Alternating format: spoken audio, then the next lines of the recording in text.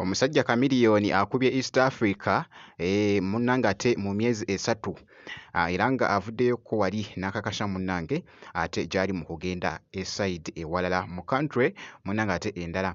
Byengenda okubeera nga nkubuulirako ku mwana mulenzi ono munnange ate Dr. Jose Chameleone wuuno avuddeyoko wali munnange ate n'akakasa ate nga Spice Diana agguliddewo munnange ate Bannabitone Music Studio. Omuyimbi yenna entandikwa oba ne talent. Kosa ate Shiba Kalungi munnange Shadachi wuuno aleese oluyimba olupya. By the way byengenda okubeera nga nkutuusaako bamite Geminati nga nsinzira ku Geminati Yugi. Kakati nno munnange kansooke nkutegeezeko ko wali Dr. Jose Chameleone munnange avuddeyoko wali n'agamba nti nno munnange yeebaza Katonda munnange wali okubeera nga mu myezi munnange ate 3 asobodde munnange ate okutalagakoko munnange ate wali mu East Africa. Agenzeyoko munnange ate okubeera nga yeebaza munnange abantu abo. Jjukira nti n'abaddengayo ne shows ez'enjawulo. Jjukira nti no yalikoko wali mu Tanzania, n'abeerako mu Kenya, n'abeerako munnange e South Sudan, Rwanda, kakati nno ne Congo. Kakati nno ku sayidi eno agenda kubeera nno ng'alumba wali munnange ate Burundi, agenda kubeera wali munnange ate mu Bujumbura esayidi eyo, agenda kubeera nga akuba show esayidi eyo kosa ate munnange ate n'okwebaza abantu abo okubeera nga bamusabira munnange ate bamuteekamu munnange ate essaala okubeera nga mwana mulenzi munnange ate Chameleone atereera bulungi nnyo wali wonna. Kakati nno byebyo munnange ate bikyagenda mu maaso esayidi eyo ku mwana mulenzi munnange ate Dr. Jose Chameleone era nga bwentyo bwe mukyekinzeeko. Kakati nno wali katugende mu maaso munnange mwana muwala munnange ate Shiba Kalungi Shadachi avuddeyoko wali n'asampolinga mukaawo ku vidiyo somebody.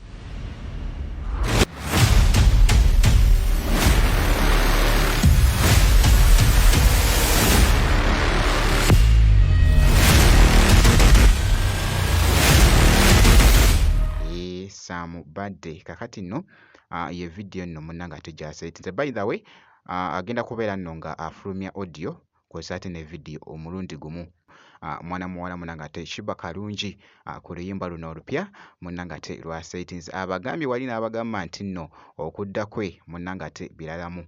Jjukira nti nno mwana muwala ono yavaayo keera n'ategeka munnange ate concert wali munnange ate okudda kwa Shiba munnange kugenda kubeera by the way ku Serena wali ennaku z'omwezi munnange 22 by the way era nga avuddeyoko wali n'akakasa ku ekyo ekifaananyi obubaka kwabadde abutadde munnange ate esayidi eyo naye nga bw'atyo mwana muwala munnange ate Shiba Kalungi bw'abadde akakasa. Nja kubanga nkuwa update yonna ennaafaayo munnange ate ku mwana muwala oyo munnange ate omuyimbi Shiba Kalungi. Kakati nno nkyekinzeko ku Spice Diana.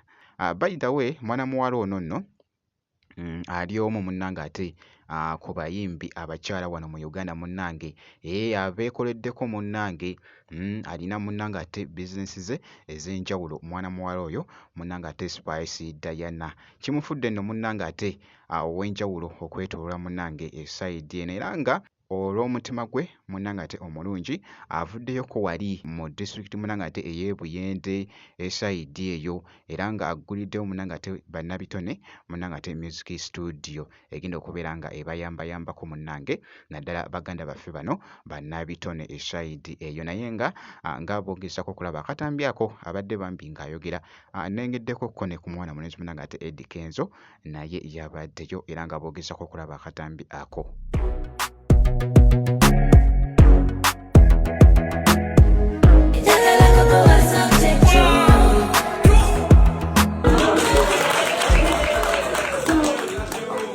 Musanyufu nnyo okuba nammwe leero okubeera nga tujaguza leero it's a celebration naku lwa kujaguza kubanga en achievement nnene nnyo bitundu bingi nnyo tebalina studio lumu ku bizibu omuyimbi byasanga ebisookerwako ye recording studio. Slowly, emotionally on zita. omuyimbi yenna entandikwa oba ne talent naye talent etambulirako ebintu bingi nnyo nnyo nnyo esogera ddala empisa banange empisa kintu kikulu nnyo era nze nesunze ennyimba ezigenda okuva eno kubanga ekyokwekwasa tewali yadde. Waawo kyatambulidde ddala bambi bulungi nnyo era nga boogezaako okulaba akatambi ako bayithawe kabadde kakutte munangate mu babiro okwetoloola munangate wali ku midiya esayidi eyo olowooza bwe nti si bwe nkoze kakasa nti no vidiyo ogimpeera like kosa ate n'okusubscribinga kasita obeera nga tonnaba ngenda kubeera nga nkomawoko mu maaso eyo n'ebirala bwe nti